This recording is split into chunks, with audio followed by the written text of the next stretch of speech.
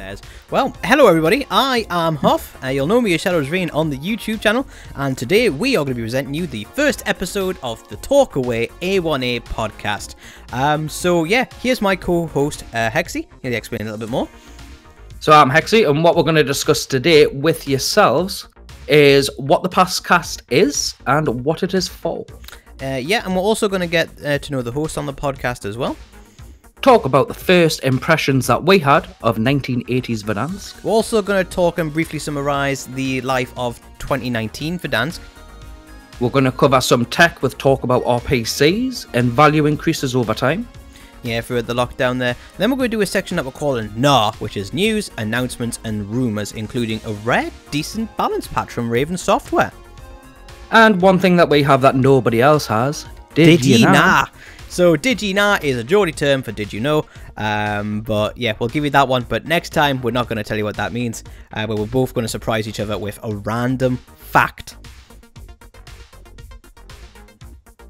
Why have I just froze? You haven't just... It's fine, don't worry about it. No, just like me, mine just went totally blank. So, Craig, starting with yourself, the producer, would you like to tell the audience a bit about yourself? Sure. So my name's Craig Hoff. I run this YouTube channel here at Shadowsreign.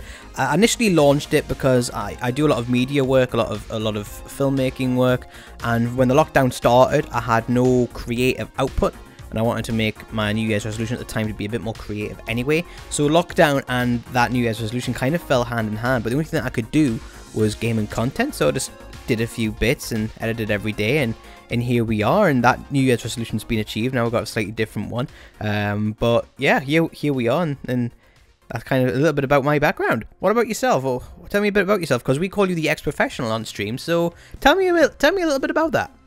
Yous do. So, yous call us ex-professional, and I believe this was information provided by Eric, known as Slapshot, because there's no one else that really knew us at the time who was in the A1A. So, back in 2008, I used to be paid to play Call of Duty 4 Modern Warfare. So, when you were playing, did you play any other games as well, or anything in particular that you got a reputation for? Yeah, so I transitioned over to Call of Duty from Counter-Strike Source. And I transitioned over from a PC to an Xbox 360, where I was really poorly funded, wasn't making much money, didn't have the chance to repair the PC. So that's what transitioned us over to an Xbox and got us actually playing more Call of Duty. Because before that, I didn't play it until around since Call of Duty 2, which was like a World War II theme. Really? Wow.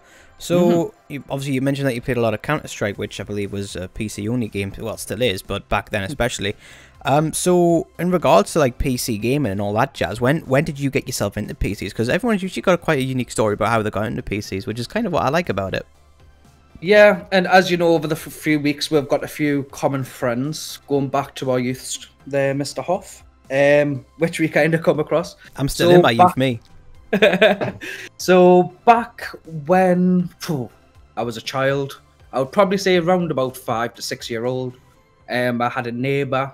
I don't feel comfortable really saying his name, but I had a neighbour who we ended up having mutual friends with, and I pretty much didn't play out much. I wasn't really much of a social person at a really young age, and I spent my time pretty much gaming out on like old Jaguars and was it Dead or Alive, like fighting games. Yeah, I remember them. Yeah.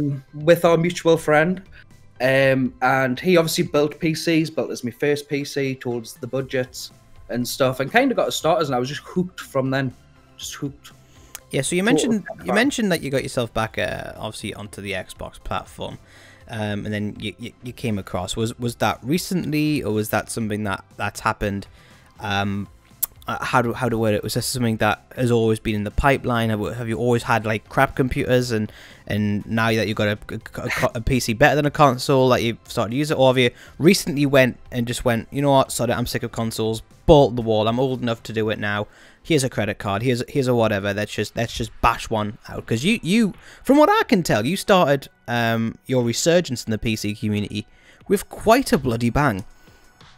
Wait, this time I did. However, first time round I didn't. A lot like yourself, As a child, we're very limited by our parents' income and what they deem we're allowed to use for our own entertainment and survival.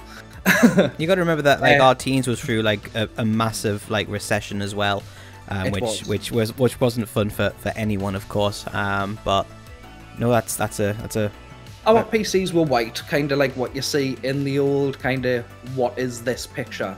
Like 90% of the times we were playing games with it. Whatever it is. And no, it wasn't the best of starts.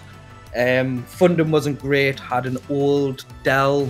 I think it was good. It was all right at the time. It wasn't no gaming PC, but it was like a Pentium dual processor. It had nothing. I played Unreal Tournament on it until I was about 12. At which point, our mutual friend presented me with a graphics card that he was no longer using, at which point I started investing more time into things like 1.6, Condition Zero, and it kind of pushed us into the Counter-Strike theme. But what about yourself, Craig? Because you've been also, since around about the same age, 5 or 6, if you'd like to carry on and just go from like kind of your upbringing into that section, because it's similar, but it is more so different. I was actually quite old before I got introduced to the PC scene. So I've always been a PlayStation guy. I remember when I was like, I can't remember, 3, 4, 5 maybe. And my parents gave me a PlayStation 1. And with that, I remember I got Spyro the Dragon. I got Gran Turismo 2 or something like that. And then I got, did I say Crash Bandicoot Spyro? So, but yeah, so I used to play like all the Crash Bandicoot games and really quite enjoyed it. And for me, we lived in a good area. I mean, don't get us wrong, I actually live in the same area you live in now. So obviously we had that nice big field up there, but the problem with that is that, you know, I'm still like quite a young 3, 4, 5-year-old Ben, and my parents weren't like, where you're not playing anywhere where we can't see you. But the only place where they could see us play would be like an allotment which was full of nettles, and it's just a general place that you don't really want to be. So ultimately I thought, well, I might as well just play some games then. And I did, and got hooked ever since. I remember I got a Game Boy soon after that. It was a Game Boy Color, so I had games like Pokemon on there, and Super Mario. Super Mario was a game that I played quite a lot of. But basically, my transition to PC was quite late. So I remember being about 16, 17. And what was your introductory game? Resident Evil 5, believe it or not. I know, right? Cool. I know, right? I wish I had that sort of introductory, but it was a lot more rough. But my friend at the time, the same friend who's kind of like, let's commandeer this microphone, Mike, he always had like the cutting edge audio equipment.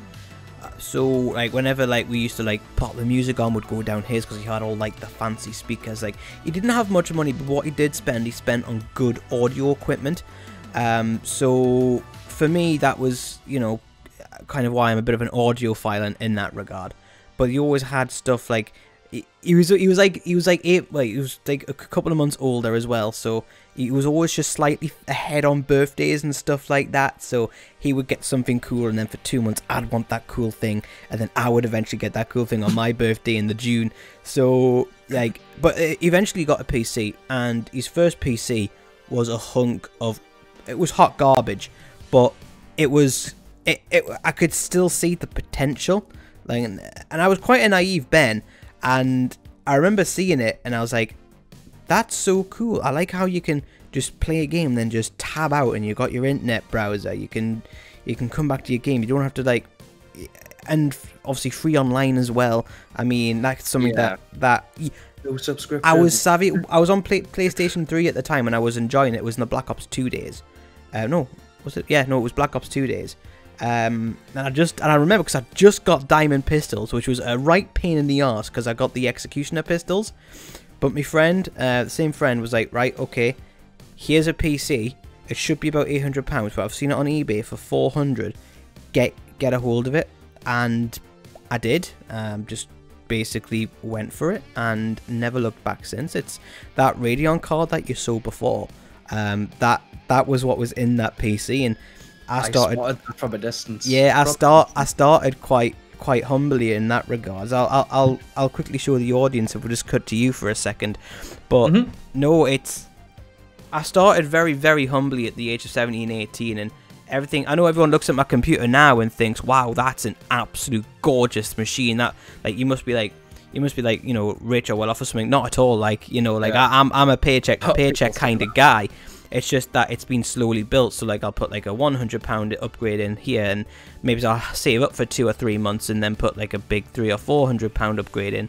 So it is what I've casually grown into it, you could say. But I've always played games like COD. I've played that on like PlayStation 3 at a friend's house, and then I eventually got my own PlayStation 3 when World at War came out that Christmas. So I've always been behind the curve. I've always had to watch other people play their games. I've always had to.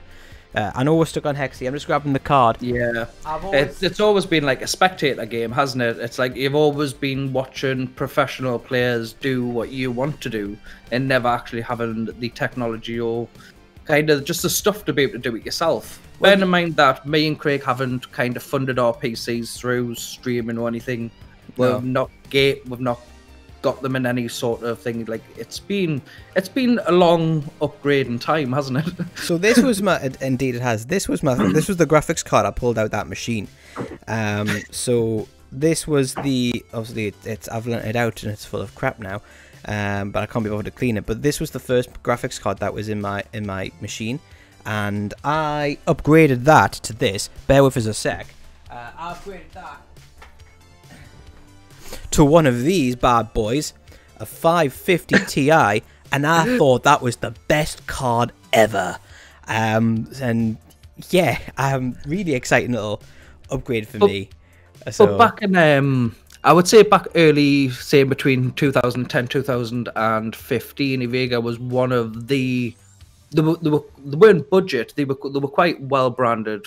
They were known for their graphics. It was a good value brand, I found. It was a very good value brand that I found it. So yeah, I've had humble beginnings in the PC land, and everything I know about PCs, because obviously, as you know, I've built well in excess of over 120, 130 computers now from start to finish. But I self-taught myself all this stuff from like 18 onwards. Like I left school with like a merit in IT, and that's basic, really. Compared, you would look at me and think that kid fly double distinctions IT. I wasn't really interested in IT, mainly because I sat next to two absolute gorgeous women in the class. So I wasn't really particularly interested in There's always that thing of being branded a nerd at school, though, as well, isn't it? Like, you don't want to kind of leave yourself vulnerable. I was never the nerd at school because I couldn't afford anything, and my parents they weren't like that well off. Well, they weren't well off at all. So like 1 or 2 games like every 2 or 3 months was what we could get, and this is when like games were cheaper as well. Bear in mind, and they were usually like chipped as well, which for our America's audience basically means it was a hacked console which you could put hacked games onto. It's a bit like pirating them today. So like for me, I never really had premium growing up. I never really understood it. It was always like value, and not even value, budget outright most of the time, and I couldn't really be classed as the nerd because I never had the stuff to nerd out with. Like the most technical piece of equipment I had was my phone, and that was one of the Sony Ericsson Walkmans, you know what I mean? So apart from that, like I've never really had tech until I was able to work for myself and you know, help myself out in that regard. So at school I wasn't one of the cool kids, and absolutely not, but I wasn't exactly like at the bottom, like getting bullied all the time. Past about year 10, when my nana passed away, like after that I kind of like stopped being at the bottom of the pecking order, if you like when people gave us crap, I just gave them crap back, and that's kind of when I found out I had a very witty mind. So I thought, sorted. So like, I don't have skin. Yeah, so I don't have stature, but I do have a razor sharp like mind and quick wit, so I'll just use that. I remember the turning point for me was that sounds quite horrible now considering I was only 15, 16 or something like that, but someone threw like a hairdryer at us, one of the lasses, and I picked it up and threw it in the bin. Like usually I'd have just took that and walked away, but I thought, no, fuck you daft bitch. So I grabbed this hairdryer, put it in the bin, and she goes, "You want to pick that up, you fucking midget?" And I was turned round, stoic and calm, and said, "Listen, pet, you calling me a midget is like me calling you a slag. All we're doing is stating the obvious." And walked up. And then, do you know when you see that meme of everyone going, "Whoa!" it was like that in the whole classroom, and she didn't know what to do with herself. Obviously, So I you wouldn't. had your moment. I had me of moment. fame. I had me moment.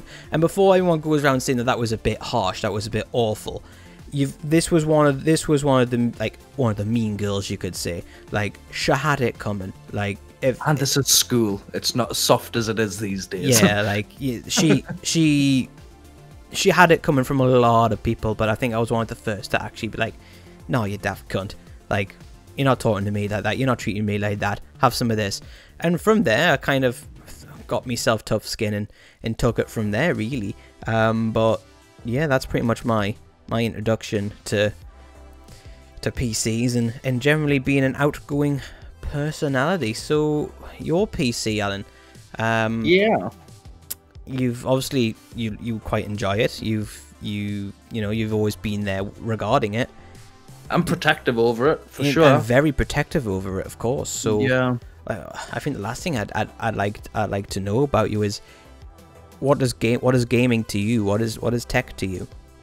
I pretty much live for it. Like, I'm not the type of guy that goes to work. Well, I go to work, but I don't finish work and go to a pub. I don't go out and kind of do anything else. If I'm not working, I'm gaming. If I'm awake, I'm gaming. I pretty much sit by a computer at least 18 hours a day, and I have done for the past. That's combined with work though as well, but Yeah. I work in a call center for the NHS, so I do kind of do a lot of speaking to customers on the phone, general customer service in my day-to-day life, which requires a lot of like computer usage throughout the day. But while I'm not doing that, I'm gaming 100% all the time, always finding people to play with. They don't even have to be people I play with on a day-to-day basis. I will go out and I will search for somebody just to spend that night with. just play with them all night for as long as I can and just get as most as I can out of that one person. And then the next day I'll do something totally different. Yeah, no, go on. I was just going to say, while we are on the topic of gaming, computers, toxicity, how about Verdansk? How about Verdansk? Wait, yeah. So we'll briefly get into that because at the minute we're slightly ahead of ourselves. So yeah. So as you can tell as the audience, we talk about gaming on this podcast. We're going to be talking about tech. That includes consoles as well. Like we treat gamers equally. I know we joke on about being PC elitists and PC master race and all that jazz, but like really, like we come from consoles. Like really, like we understand it, and like, you know, we if something cool's happening in the console market, we want to talk about it, because the better that consoles are doing, the better PCs do. It scales directly because companies like Nvidia and AMD, like if they don't really need to compete against consoles or each other, they won't. But the second that there's a console that can beat a $300-400 similarly priced PC, then you start seeing releases like the 30 series or the original 10 series, and then things get really, really, really juicy. And also on this, as well as talking about games and tech, we're also going to be talking about general world issues as well. So if we were around in the bug outbreak, we would have obviously covered that as well, but I don't really feel as if that's appropriate anymore because everyone knows everything there is to know about it. But in regards to talking about Verdansk, are we talking about the 1980s one, or are we talking about the original one? Where do you want to go? Where do you want to go? So we're going toxicity. So our first game, first impressions. So would you like to talk about the pre-release of the 1980s? So we'll go part one. Ah, right. This is why you're saying the toxicity. So. So, briefly put out a video. So I initially put out a stream. We're going to stream the end event. We thought it would be like, you know, a normal part of the game with like a couple of twists, you know what I mean? But it was, I wasn't really impressed, to be honest. I know it was only for a few hours, but I wasn't impressed at all. I was quite disappointed. Like I remember saying to the boys like on the stream, like, is anyone actually getting a kick out of this? And it was like, nah. It's like, right, okay, we'll just do Rocket League instead. So I do appreciate them trying something different, because for everything that works, you know, you've got to experiment, and some stuff won't work and some stuff do. So I do actually quite enjoy the fact that they're being ambitious. I like the idea that they're trying new things, but I don't like the idea that it felt a bit lazy, if I'm being honest. Because like they're trying to mimic a Fortnite event there, which if you're gonna do it well. I felt as if it was poorly executed, much like everything Raven had did in seasons 1 and 2. Notice how I haven't said season 3 there, but we'll get to that. We'll get to that. But the initial crossover event, I wasn't too impressed with, and I also thought that the game was going to get moved to the Cold War engine, because that would be the sly kind of thing Activision would pull. But what did you make of it? So for me, I was on the same page. I didn't really rate anything of that part 1. It felt like they were doing a lot of things that they'd already done. So for me to kind of wait and have to go... I mean, to be fair, the movie and cutscene was pretty good, but it made the game look worse because the effort that went into the creation of that trailer that kind of showed like the explosions and the nuclear blast within things like downtown. Like, it was like the detail was amazing. Like, I was sitting there, I was like, where are these graphics? Like, why aren't I getting this on a daily basis? And why is it only in like a 15-minute sort of thing? If they've got the technology to do it, I will wait the time to get a game that looks that good. I will. Yeah, because this is the thing, like when you're in the PC sphere, like when you pay all this money for like high-end graphics cards, you want the frame rates, you want the games to actually be able to run them properly. Like I feel quite insulted when I buy a game and it's running at 30 FPS, but I've got a 2070 Super in there, and there's no excuse for it to be that slow. Like, no. I'm not paying to be in this sphere for that level of performance. And that's when I'll look at a game developer and think, nah, sod you, I'm playing something else. But no, initially, part 1, not a big fan of. However, 1980s Verdansk, I did not have high expectations. How could you? It was, you know, it was the implementation. We'd had seasons 1 and 2, which was basically season DMR and season FFAR. It seemed so slow and sluggish, and when they patched things and added things in like the Psychov pistols, which I'm pretty sure they weren't meant to do, but they were like, kind of got to roll with this now. I just felt as if they didn't have a bloody clue what they were doing, and I agree. It had a very, very, very like what's the term? Headlights, real with each other, deer and headlights kind of a theme, but yeah. Played 1980s Verdansk, and more of the addition on the tech part, which we'll talk more about later on. They've added a setting called NVIDIA DLSS, which most games have these days, to be honest. It was kind of a bit crap that the COD didn't have it, but I'm going from average frame rates of around 75 when like recording to now around 100 and 110, and a very, very, very little drop in quality, very barely noticeable. Like you got to be sat there going like that to tell any real differences. So, oh, there goes my pop filter. Just whacked that off me mic. But the thing is, you move too fast through Verdansk to see that sort of deterioration of your graphics while using DLS. Yeah. Exactly. Because Call of Duty is such a fast-moving game, it's very rarely you're sitting watching one position unless you're locked in the bathroom in farmland in Verdansk. Yeah. Other than that, you're pretty much always on the move, and even if you are holding a building or a rooftop, you're always holding left or right. So I would much rather have those extra FPS than those moments where I am standing still. Ooh, isn't that pretty? Yeah, you see, I like to have the mix. That's why I go for like the high end cards. I like it to look awesome and run awesome. Especially like when I'm recording, because I don't want my viewers to look at shite. Like I want people to look at quality, and that's kind of the whole reason that I buy a mic. I don't buy the mic for myself. I buy that for the audience. You know what I mean? So.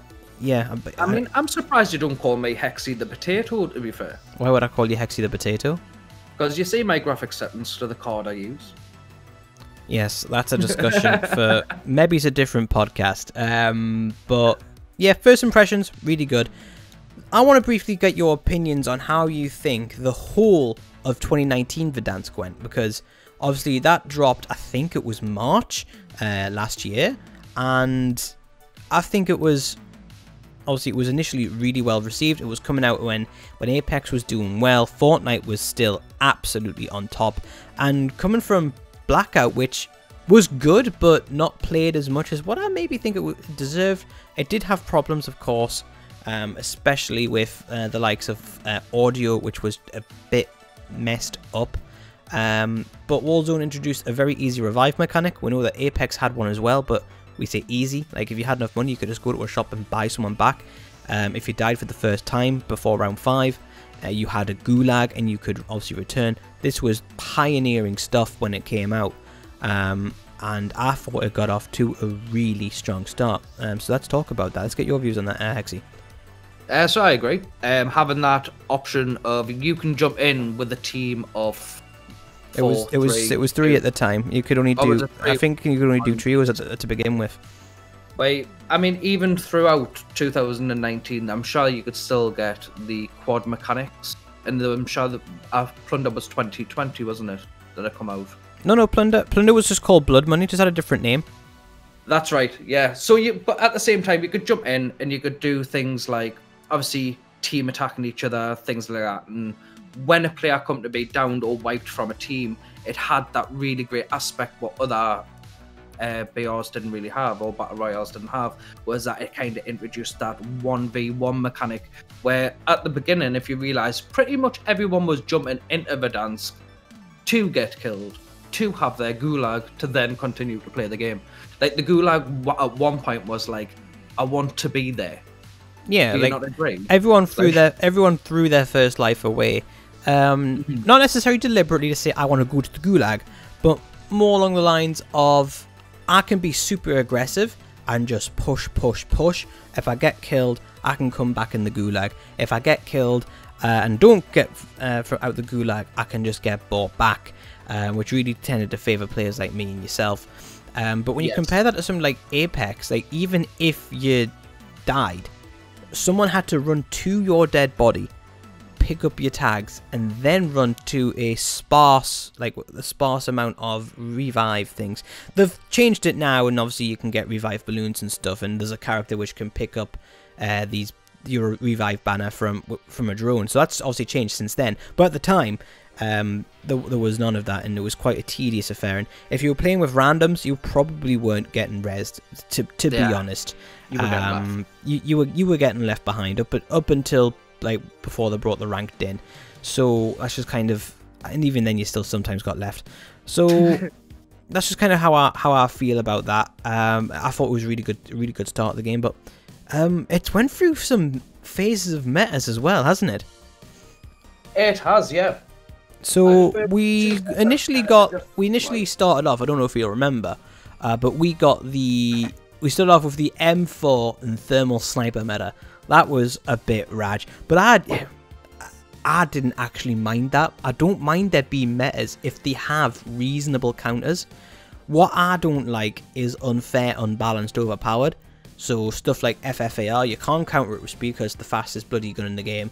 You can't counter it with time to kill because it's the fastest time to kill in the game. And you can't counter it on recoil because it's got really good recoil. Like, there's no way you can counter that typically.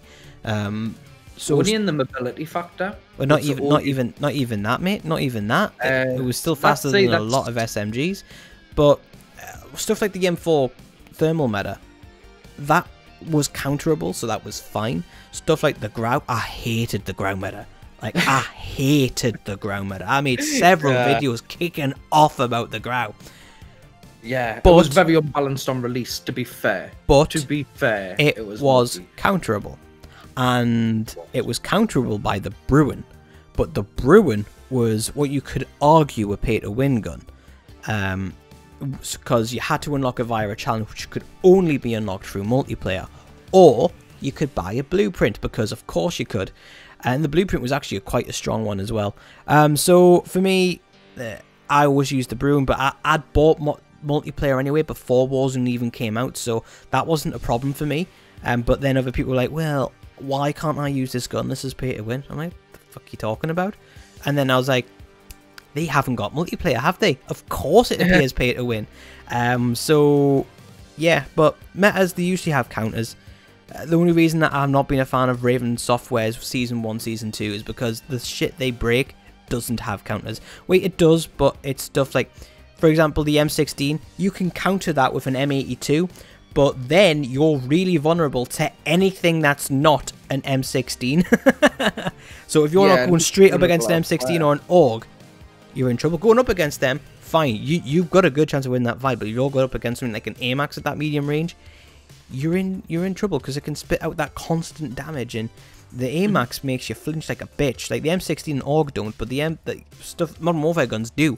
Like M82 against a Modern Warfare 2 gun, Modern Warfare 2. Hey, I wish against a Modern Warfare gun, Well, but on the topic of 1980s Verdansk though, and you mention stuff like Modern Warfare 2, there is Modern Warfare 2 implements within Verdansk now.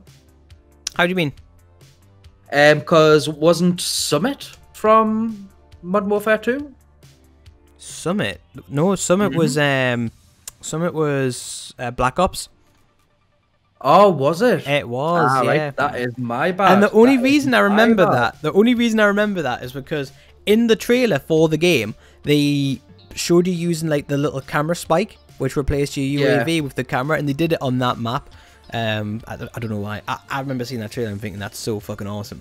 But yeah, so that's kind of how I feel about that. But no, I feel as if 2019 Verdansk was decent. I feel as if it had a lot of room for improvement, and the hacking problem was rampant, and it still hasn't really been fixed. But out of 10, what would you give 2019 Verdansk? Ooh, see, at the beginning, I did really enjoy it. Yeah, this is throughout the entire time. So use the start and the bad, the good and the bad. What me ending vote on it? Overall, I would probably give it like a 6. A 6, 7. Now you see, like that's just slightly above average, isn't it? Slightly above average, which I think if a better game comes out, it's dead. It really. Oh is. yeah, 100%. But it's still currently a leading game, and as much as we know how many issues and stuff the game has, it's still leading. Yeah. It's still the leading BR, and there's nothing competing with it at the moment. However, there's rumours going forward. Come at least 2022, there should be another battle royale, which we're waiting for. I think the trend of battle royale is slowly beginning to fade. Slowly but surely. I've really been enjoying multiplayer on Modern Warfare quite a lot, and I know that a lot of other people have been as well. Cold War multiplayer, they tried something new, but that game did get rushed out, and it showed it's still not a finished game today. But Modern Warfare, obviously that came out in a similar state, but they did get their act together after a few months.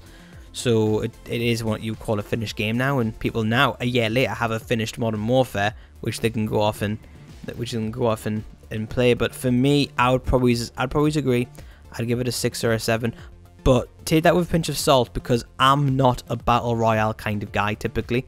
I only really played it because the A1A played it. I was happy just to play multiplayer the entire time, but you know, I followed what they wanted to do, and I didn't want to play alone. So I come from a battle royale background. I've been playing battle royale since the release of battle royales.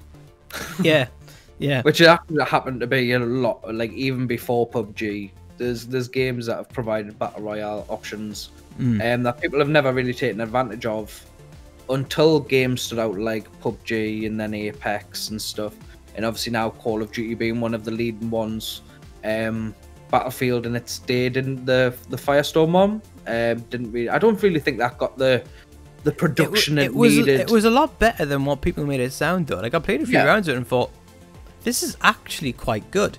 But I think Battlefield are the masters of big maps though. Like COD isn't, which is why their big Warzone map stands out, because it's only like massive map really outside of a couple of ground war maps that stand out as big war-like maps. But Battlefield's always had massive maps, and that's why you go to Battlefield. If you like massive maps, you play Warzone, or you just play normal Battlefield. Like, I don't think it needed it, and I don't think that audience wanted it, because they got everything that they wanted out of Battlefield, whereas people didn't get everything they wanted out of Modern Warfare, which is why they went to Warzone. So that's just kind of how I'm vibing with that. But when there's more news, we will be talking about that on this podcast. Next, we're going to briefly move on. I say briefly, we are going to move on and talk about PC specs. We've got roughly about 15 minutes left of the show, purely because we're filming this on a Friday morning. We were up shit hot for you today at 8 o'clock. But yeah, so in the morning. So we're going to briefly talk about what PC specs as part of kind of the get to know us section a little bit. But Hexy, tell me what's in your PC. My PC, I am running a 2080 Super. I got the ROG Strix Edition one. I always have the... To me, branding does help a little bit, in my mind. You pay that much for parts. You want to feel premium, you know what I mean? You don't want to get like an unnamed like 600, 700, 800 quid graphics card, do you? If you're paying that much money for a component, you want it to look like the shit. I mean, I'd be happy to show you, but like the PC's big, you know. I don't really fancy moving it. Oh yeah, another day we can make that video. I can do that video next time that we faff about with your cables or clean it out or whatever. So the audience will see your PC on this channel eventually. Just obviously not really practical today, is it? Yeah, but I do run a 2080, an i9 9900K, 16 gigabytes of Vengeance Pro 3200s. I only run it on a 600 watt. That's RAM, by the way. Yeah, a 600 watt power supply. And I have an AIO water cooler, and I believe it's the H60. And then I've got me 3 intake fans, 1 exhaust. As the case is a pretty good case that you got in there as well. Yeah, cost us around about £500 for the case. Which I think, it's all tempered glass, double doors. I think you'd be mugged off there, mind. But it's no. Yeah, I know what cases you can get for that. I know what cases you can get for that. It's a machine case. I'd love it. I'd pay it all day. It's an ATX Corsair all tempered glass case, which is fine. But you could have got the Obsidian 1000D for like 50 quid more, and it would have. But anyways, yeah. So my PC. We are rocking a Ryzen R9 3900X. We are rocking 32 gigabytes of Vengeance RAM. We are the same as Hexy's, the RGB one. I'm running a 2070 Super. I'm running the Asus ROG motherboard. I'm running a Fractal Design Divine R5 case. However, I have bought a window for it. Like, not like the plastic one. You may have seen on the channel, like the full... like actual acrylic window. It's gorgeous, and I got a big F off Be Quiet fan as well. The Hard Rock one, the massive one. I've got Be Quiet fans in there as well. And this is probably going to be the most shocking bit. I have got around about 25 to 28 terabytes of storage. So I've got 5 drives in the computer, and I've got 3 hard drives outside of the computer. So I've got an NVMe, 1 SSD, 3 hard drives internal, and 3 hard drives external. So I didn't actually realize how much value that added to my computer until I totted it up the other day. I was like, my hard drives collectively cost more than my graphics card. So I was like, but that's what happens when you get into the YouTube game and the media game. But I always needed this stuff anyway, so it always made sense. But I kind of feel bad for anyone wanting to get into PC gaming at the minute, purely because like of the mining crisis and everything like that. And obviously the bugs made the economies go down, which has pushed the value of cryptocurrency up, which means it's very profitable for mining farms. If you don't know what mining farms are, it's basically where they get the graphics cards, and you can mine what's called like Ethereum or Bitcoin, Dogecoin. You may have heard of these things. Like a cryptocurrency. Cryptocurrency, where basically you're mining mathematic equations, and when you crack a mathematical equation, you'll get 1 Bitcoin, and then if you contribute in that, which the majority of the thousands and tens of thousands of people do, they'll get a small percentage of Bitcoin, and that's what usually gets mined. Very, very, very rare you get the, I don't want to call it find a fee, but you crack the code really. And people obviously invest thousands of pounds in their graphics cards for that, and there's like literally warehouses just full of these machines that do it, which is why it's very hard to find a graphics card in the minute. And because of supply and demand, there's a lot more demand than there is supply, so people are charging whatever they bloody well want for graphics cards. So I've got an example, my own graphics card, the 2070 Super. I bought that about 2 months after release, and I paid £420 for it. I'm thinking about my 1070 there, although that's went up in value. So I paid £420 for that, and it's now sat at about £850 for my graphics card. My graphics card has doubled in value with age. So that's mind-boggling. My 1070, I paid £380 for that about, well, when that came out really, so that was quite a long time ago. That's now worth about 100 quid more than what I paid for it as well. There was a RAM crisis which we're only just recovering from.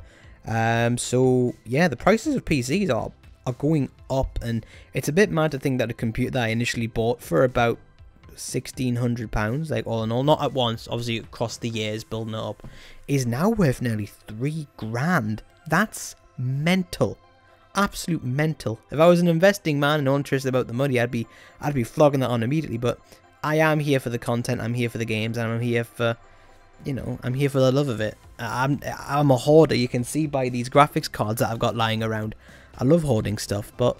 And I've got another one of your graphics cards. You are holding on to 2 of my graphics cards at the minute. I do have 2 of your graphics cards. I've got graphics cards for days. So I've got me 2070 Super in this computer. I've got me 1070 in that one. I've got a CPU in Ruse. I've got Connor's got one. Ginger Fox has got one. He's got a 1650 that I bought Joe for one Christmas. Slapshot got one. Slapshots. No, that was one of Connor's old cards. That one's not my card. But like I say, we're just keeping that in there just until Connor asks for it back. So we've got loads of cards. We've got 2. You've got a 750 and a 780.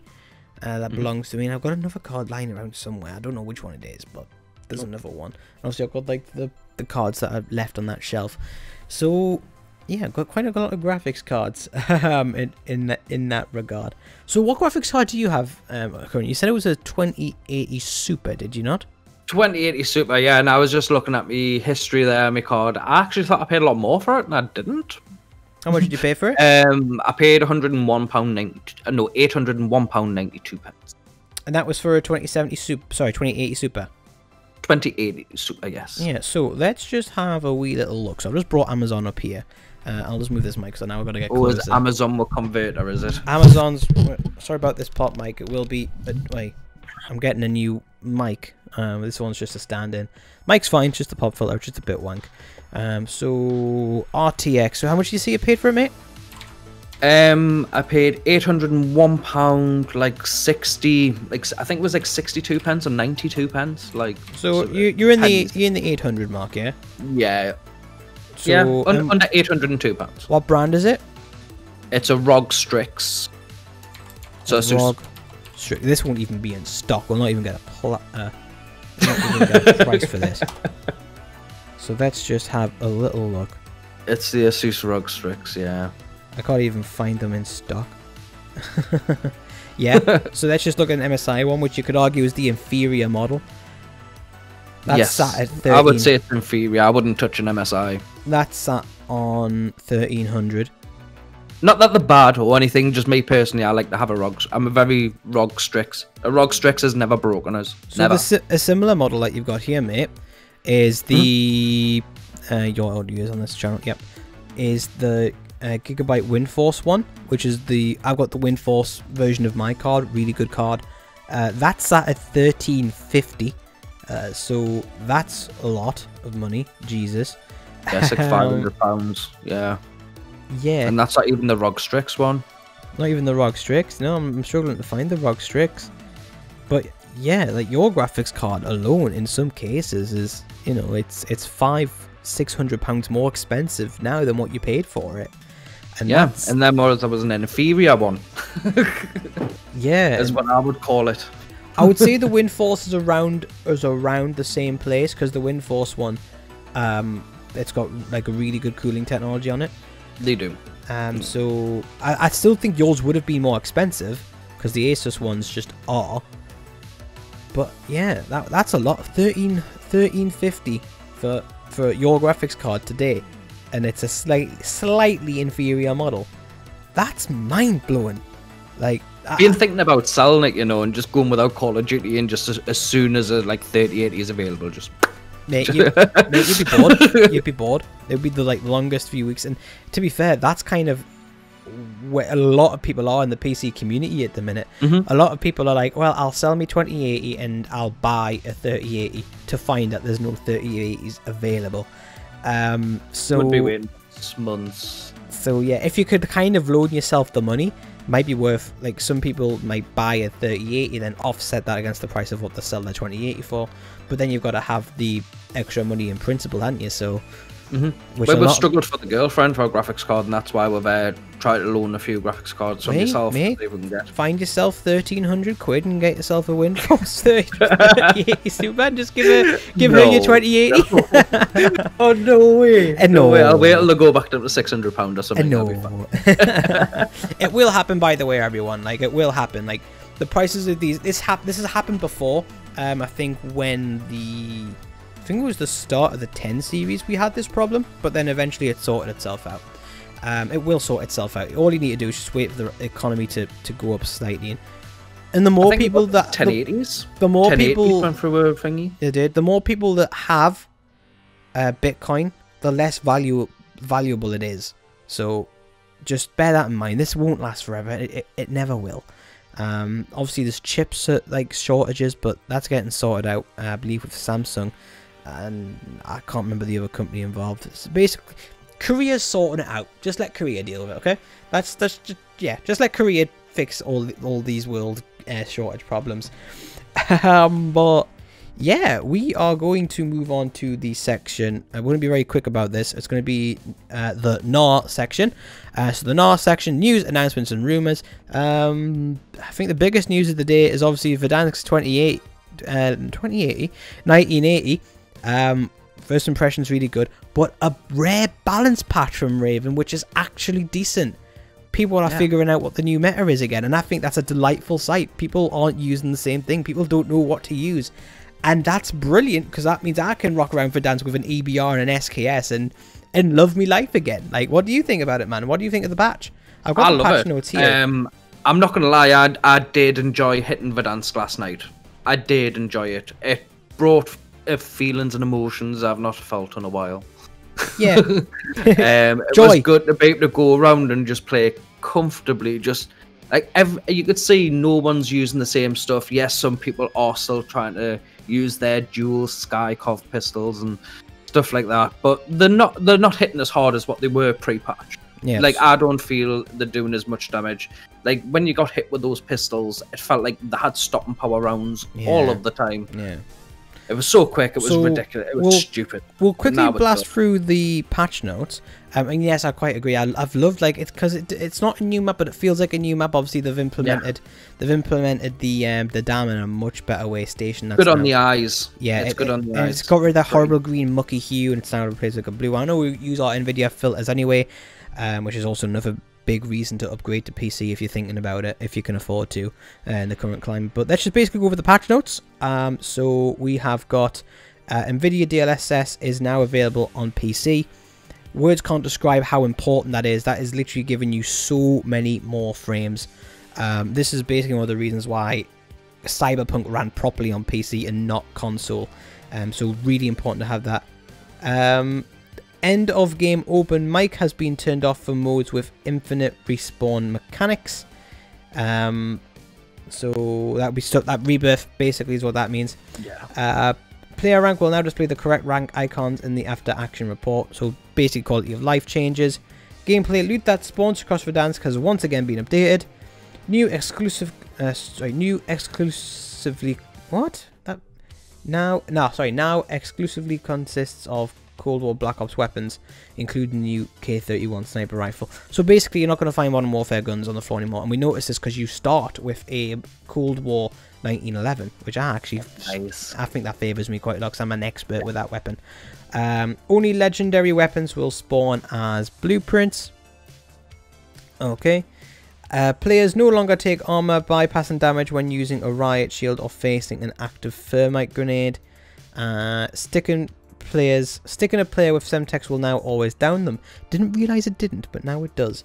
Accessibility, bug fixes, fix the bug with the zoom mechanics. Oh, okay, fix the bug. Oh, so that means the AOD is not actually protecting the player anymore when they get stuck. No, because even on sticks, it would still be. The AOD keeps them up. That is the crack. So these are just other things. Yeah, so nothing that you get your thermites and pockets, boys. So yeah, obviously guns like the LC-10 and the Farah 83, which were last season's guns, they're now unlockable via challenges. So you can still unlock them if you hadn't done so on the last battle pass. I am conscious of time, I'll be as quick as I can with this. PPSH and the Swiss K31 sniper rifle. I feel as if that's just a Kar 98, but it's now officially in the sniper rifle category, so we'll see what the crack is. Assault rifles, Cold War AK-47. Recoil pattern has been adjusted, which is quite decent. Farah 83, minimum damage increased from 25 to 26, maximum damage decreased from 33 to 31. So basically they're making it a mid-range rifle. Maximal damage range increased by 17, and recoil pattern has been adjusted. It's been made slightly worse, but it's basically going to be what the Galil should be, is a high recoil, high damage powerhouse, and basically what the Scar should have been. The FFAR has had a massive nerf, so damage reduction, range reduction, headshot damage reduction, neck shot damage reduction, upper torso damage reduction, and ADS speed reduction. Groza, because they were expecting the Groza to take the meta after that got nerfed, that's also been, in their own words, this change is a precaution. Obviously expecting people to jump straight to that once the Farah got nerfed, which is kind of what I predicted, so good on them. Craig 6, that's had a couple of damage increases for headshots, neck shots, upper torso and lower torso, so basically that's going to be doing a lot more damage now. QPZ3, which was like the bulldog AR, move speed increase, aim down sight increase, neck damage multiply increased from 1 to 1.2, which is a 20% increase, and upper damage also turned up. So basically, like the slower rifles in the Cold War section, like the slower Cold War assault rifles, they're getting big damage buffs. So LC-10 slight budge, velocity increase, Mach 10 maximum damage decreased by 1.